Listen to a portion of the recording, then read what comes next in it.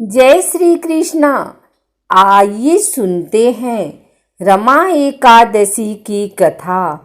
भाव विह्वल होते हुए अर्जुन ने कहा, हे श्री कृष्ण, अब आप मुझे कार्तिक माह के कृष्ण पक्ष की एकादशी की कथा सुनाइए। इस एकादशी का क्या नाम है तथा इसमें किस देवता का पूजन किया जाता है? इस एकादशी का व्रत करने से किस फल की प्राप्ति होती है? कृपा करके यह सब विधान पूर्वक कहिए। भगवान श्री कृष्ण ने कहा, हे अर्जुन, कार्तिक माह के कृष्ण पक्ष की एकादशी का नाम रमा है। इसका व्रत करने से सभी पापों का समन हो जाता है। इसकी कथा इस प्रकार है, ध्यान पूर्वक श्रवण करो। पौराणिक काल में मुचुकंद नाम का राजा राज्य करता था। इंद्र, वरुण, कुबेर, विभीषण आदि उसके मित्र थे। वह बड़ा सत्यवादी तथा विष्णु भक्त था। उसका राज्य बिल्कुल निष्कंटक था। उसकी चंद्रभागा नाम की एक कन्या थी, जिसका विवाह उसने राजा चंद्रसेन के पुत्र शोभन से कर दिया। वह राजा एकादशी का व्रत बड़े ही नियम से करता था और उसके राज्य में सभी कठोरता से इस नियम का पालन करते थे। एक बार की बात है कि शोभन अपनी ससुराल आया हुआ था। वह कार्तिक का महीना था। उसी मास में महापुण्यदायिनी रमा एकादशी आ गई। इस दिन सभी व्रत रखते थे। चंद्रभागा ने सोचा कि मेरे पति तो बड़े कमजोर हृदय के हैं, वे एकादशी का व्रत कैसे करेंगे, जबकि पिता के यहाँ तो सभी को व्रत करने की आज्ञा है। मेरा पति राज आज्ञा मानेगा तो बहुत कष्ट पाएगा। चंद्रभागा को जिस बात का डर था वही हुआ। राजा ने आदेश जारी किया कि इस समय उनका दामाद राज्य में पधारा हुआ है, अतः सारी प्रजा विधान पूर्वक एकादशी का व्रत करें। जब दशमी आई तब राज्य में ढिढोरा पिटा। उसे सुनकर शोभन अपनी पत्नी के पास गया और बोला, हे प्रिय, तुम मुझे कुछ उपाय बतलाओ, क्योंकि मैं उपवास नहीं कर सकता। यदि मैं उपवास करूंगा तो अवश्य ही मर जाऊंगा। पति की बात सुन चंद्रभागा ने कहा, हे स्वामी, मेरे पिता के राज्य में एकादशी के दिन कोई भी भोजन नहीं कर सकता। यहाँ तक कि हाथी, घोड़ा, ऊंट, पशु आदि भी तृण अन्न जल आदि ग्रहण नहीं करते। फिर भला मनुष्य कैसे भोजन कर सकते हैं? यदि आप उपवास नहीं कर सकते तो किसी दूसरे स्थान पर चले जाइए, क्योंकि यदि आप यहाँ रहेंगे तो आपको व्रत तो अवश्य ही करना पड़ेगा। पत्नी की बात सुन शोभन ने कहा, हे प्रिय, तुम्हारी राय उचित है, परंतु मैं व्रत करने के डर से किसी दूसरे स्थान पर नहीं जाऊंगा। अब मैं व्रत अवश्य ही करूंगा, परिणाम चाहे कुछ भी क्यों न हो। भाग्य में लिखे को भला कौन टाल सकता है। सभी के साथ शोभन ने भी एकादशी का व्रत किया और भूख और प्यास से अत्यंत व्याकुल होने लगा। सूर्य नारायण भी अस्त हो गए और जागरण के लिए रात्रि भी आ गई। वह रात शोभन को असहनीय दुख देने वाली थी। दूसरे दिन सूर्योदय होने से पूर्व ही भूख प्यास के कारण शोभन के प्राण पखेरु उड़ गए। राजा ने शोभन के मृत शरीर को जल प्रवाह करा दिया और अपनी पुत्री को आज्ञा दी कि वह सती न हो और भगवान विष्णु की कृपा पर भरोसा रखे। चंद्रभागा अपने पिता की आज्ञा अनुसार सती नहीं हुई। वह अपने पिता के घर रहकर एकादशी के व्रत करने लगी। उधर रमा एकादशी के प्रभाव से शोभन को जल से निकाल लिया गया और भगवान विष्णु की कृपा से उसे मंदरांचल पर्वत पर धन धान्य से परिपूर्ण तथा शत्रु रहित देवपुर नाम का एक उत्तम नगर प्राप्त हुआ।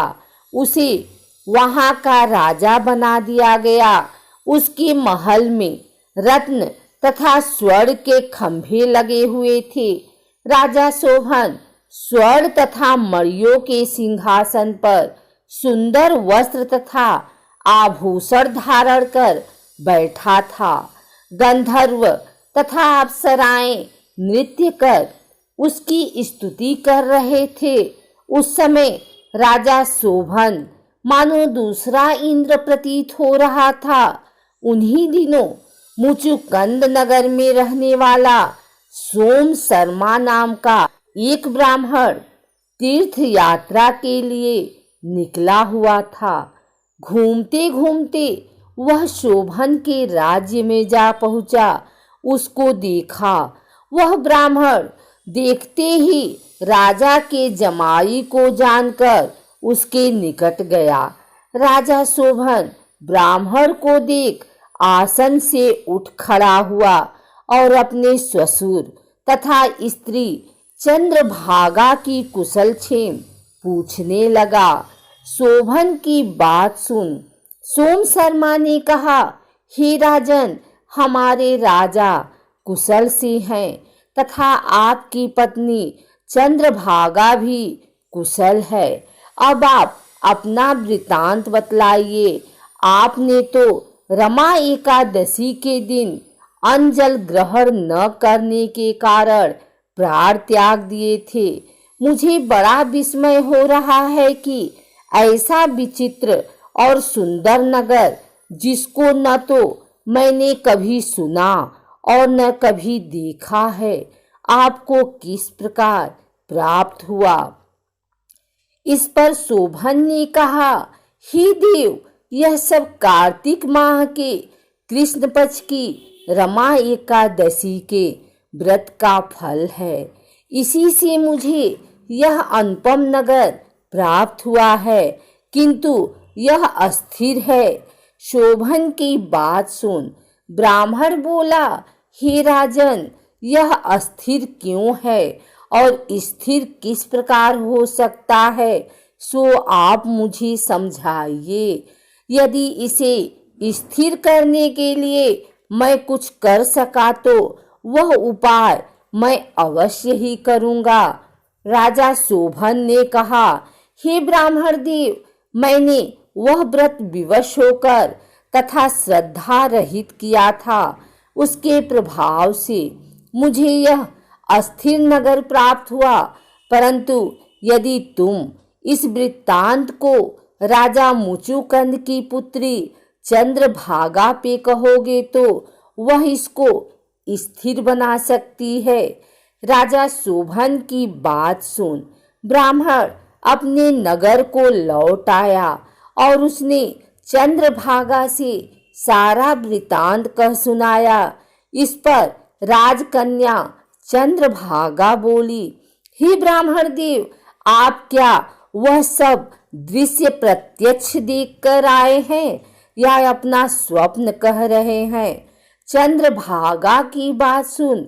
ब्राह्मण बोला, हे राजकन्या, मैंने तेरे पति शोभन तथा उसके नगर को प्रत्यक्ष देखा है, किंतु वह नगर अस्थिर है।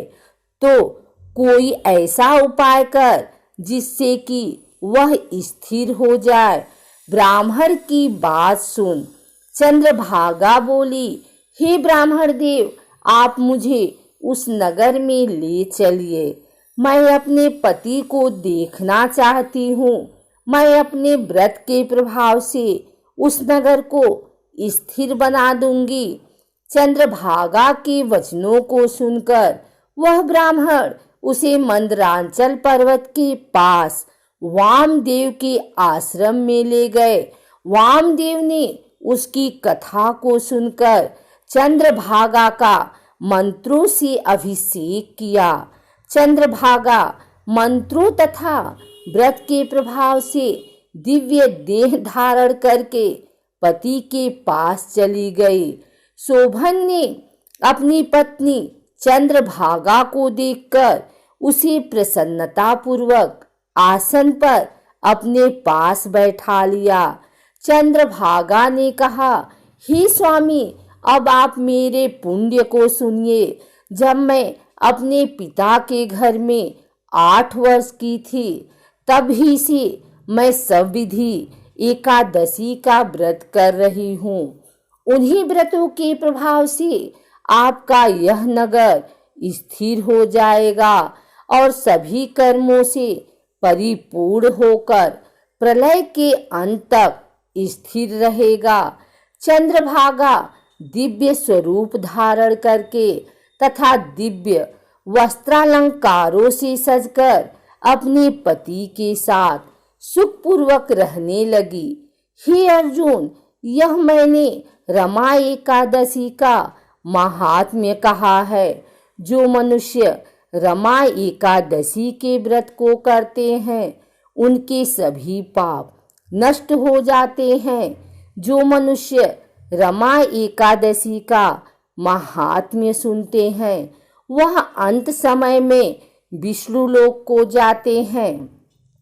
भगवान श्री हरि बड़े दयालु और क्षमावान हैं। श्रद्धा पूर्वक या विवश होकर भी यदि कोई उनका पूजन या एकादशी व्रत करता है तो वह उसे भी उत्तम फल प्रदान करते हैं। परंतु मनुष्य को चाहिए कि वह भगवान का पूजन पूरी श्रद्धा से करे। शोभन अपनी पत्नी द्वारा श्रद्धा पूर्वक किए गए एकादशी व्रतों के कारण अपने राज्य को स्थिर कर सका। ऐसी सुकर्मा पत्नी भगवान श्री हरि के कृपा से ही प्राप्त हो सकती है।